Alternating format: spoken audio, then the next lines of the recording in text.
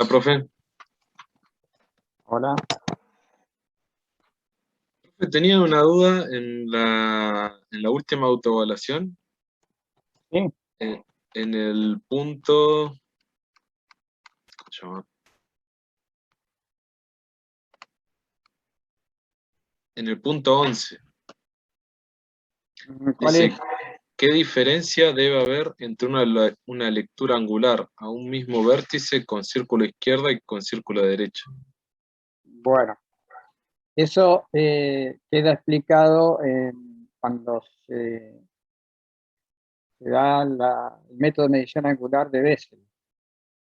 Acuérdense cómo es el método. Ustedes bisectan primero, vamos a suponer que medimos entre un ángulo entre dos vértices A y B. Y nosotros estamos en un punto O de estación. Cuando empezamos la medición, con el círculo vertical ubicado a la izquierda, apuntamos hacia el vértice A. Tomamos la lectura, anotamos, giramos para apuntar hacia el vértice B. Una vez que tomamos la lectura en el vértice B, tenemos lectura hacia A con círculo izquierdo y lectura a B con círculo izquierda. En este momento, damos vuelta a campana el anteojo, o sea que giramos el anteojo para que nos quede apuntando al operador, digamos.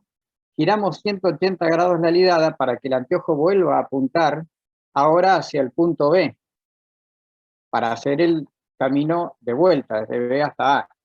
Cuando giramos 180 grados la lidada, le estamos sumando a la lectura que teníamos antes del vértice B con círculo izquierda, le estamos sumando esos 180 grados, porque el círculo está fijo a la base. Y al girar la lidada, da ese giro de 180 grados y se lo suma al valor que teníamos con círculo izquierda. Esa es la diferencia que tiene que haber entre las dos lecturas, con círculo izquierda y círculo derecha, al mismo punto, 180 grados. Seguramente por diferencias en la bisección que hacemos la primera vez y la segunda vez con círculo derecha, la diferencia de la bisección y las diferencias del operador en la lectura, va a aparecer una pequeña diferencia de segundos.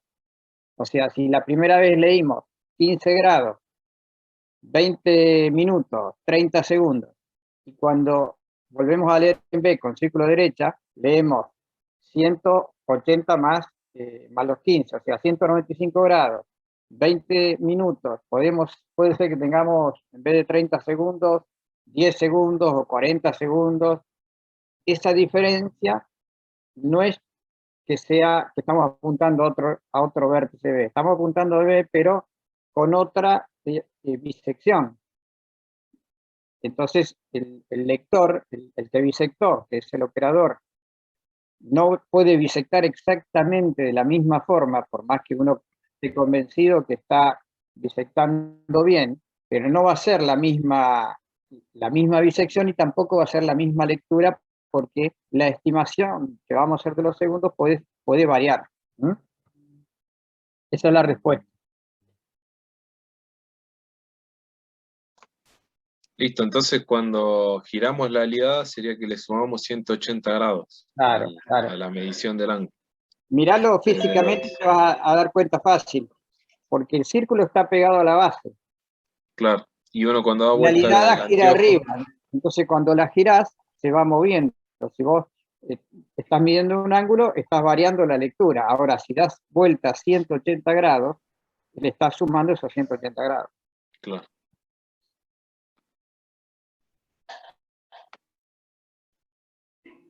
Ahí me preguntan hasta qué tema entra. Hasta la poligonal. La poligonal que hicimos, que terminamos la clase pasada, completa con el cálculo, saber cómo se calcula. Puede ser que se les den algunos datos como para que calculen alguna parte, que se dan los ángulos, si se calcula el cierre angular, o se dan los ángulos y el azimut inicial para que calculen los azimut restantes, o se les dan las proyecciones para que calculen el cierre lineal. Todo lo que tiene que ver con la poligonal, hasta ahí entra.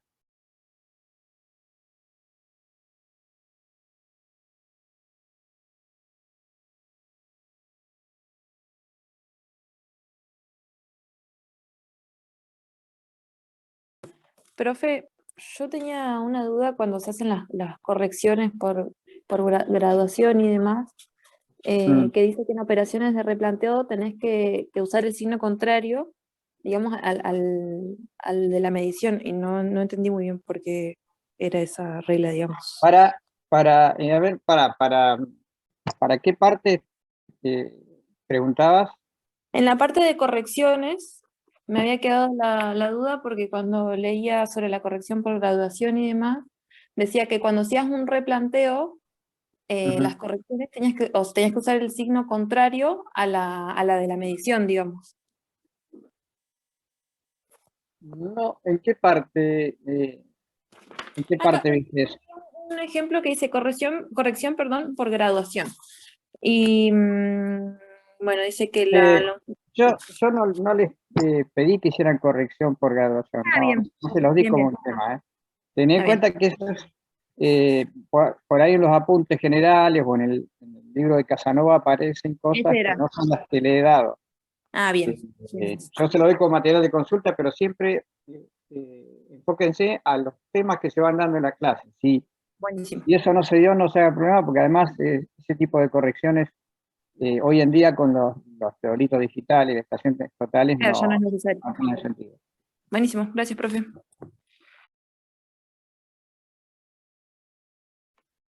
Alguien pregunta por un video de cómo calcular. Es más gráfico que sigan la planilla que yo les di completa la semana pasada. En esa planilla de cálculo de poligonal, lo que se hace es explicar columna por columna cómo se va calculando. Si ustedes siguen esa planilla y van viendo cómo se va llenando cada columna y la explicación que hay, no van a tener problema para calcular el poligonal.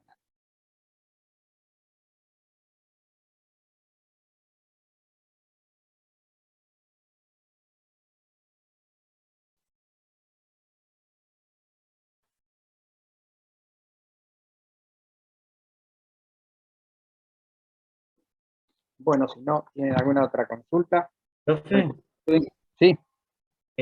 un compañero que ya la cursó me pidió que le preguntara si esta mesa de examen iban a tomar ustedes. Sí, hubo un par de compañeros, o sea, de compañeros de ustedes de otro cuatrimestre que me preguntaron ya, y la mesa está prevista para el 20 de octubre. Tal vez no han podido ingresar al SIU o en el SIU no cargaron el dato para poder anotarse, pero la mesa está prevista, sí, vamos a tomar el 20 de octubre.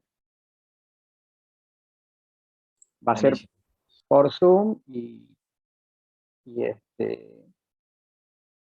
lo único que queda definir es el horario, pero en principio vamos a tratar de que sea después de la clase.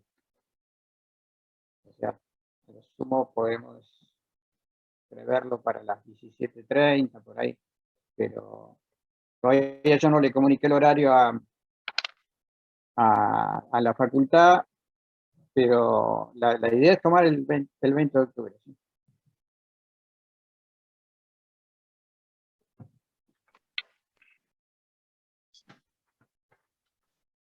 Profesor, Sí.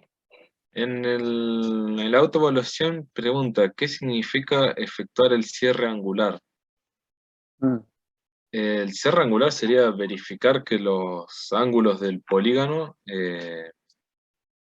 tengan un error angular menor al de la tolerancia, ¿no? Eso sería el cierre angular.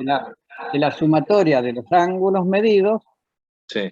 de después de compararlo con el valor teórico que surge de 180 por n-2, que tenga un error que esté en tolerancia. Eso sería verificar que cierre.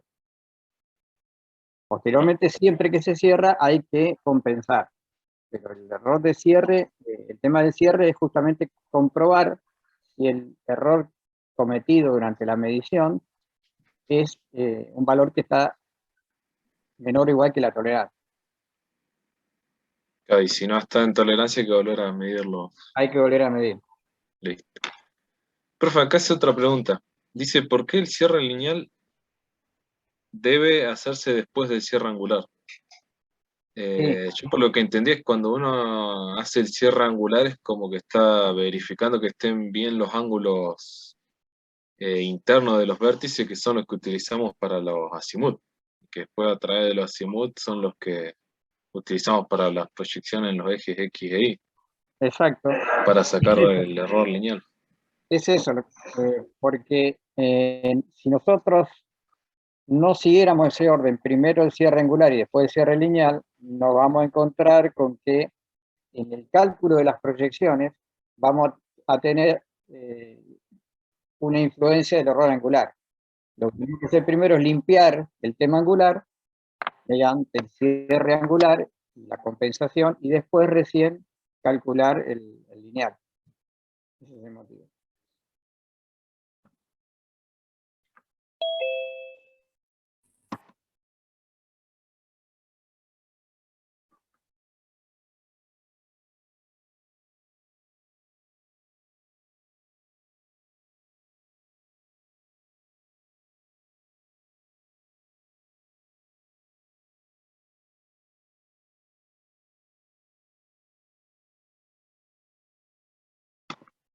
Bueno, si no quedan más preguntas, arranco con la clase y recuerden que lo mismo me pueden consultar durante estos días hasta el miércoles por el correo, si les surgen dudas posteriormente.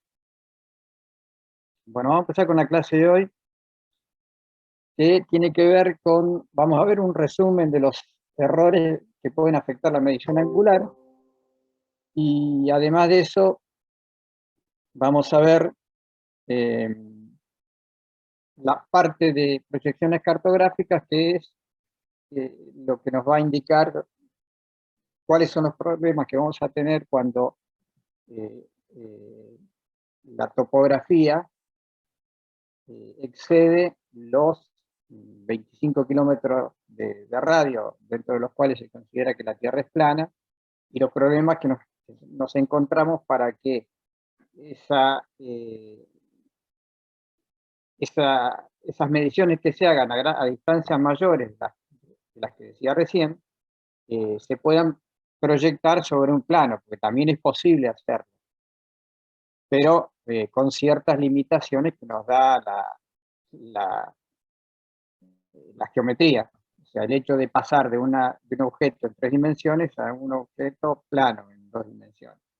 Pero primero vamos a ver una tablita donde vamos a recordar, como para tener presente todos los errores que pueden aparecer en una medición angular, independientemente del instrumento que usemos. Si usemos, en algunos casos van a ser errores que aparecen en los instrumentos óptico-mecánicos, y en otros errores que no van a aparecer en los teoritos electrónicos, porque no son cosas que están superadas. Así que vamos a compartir pantalla para ver esa planilla.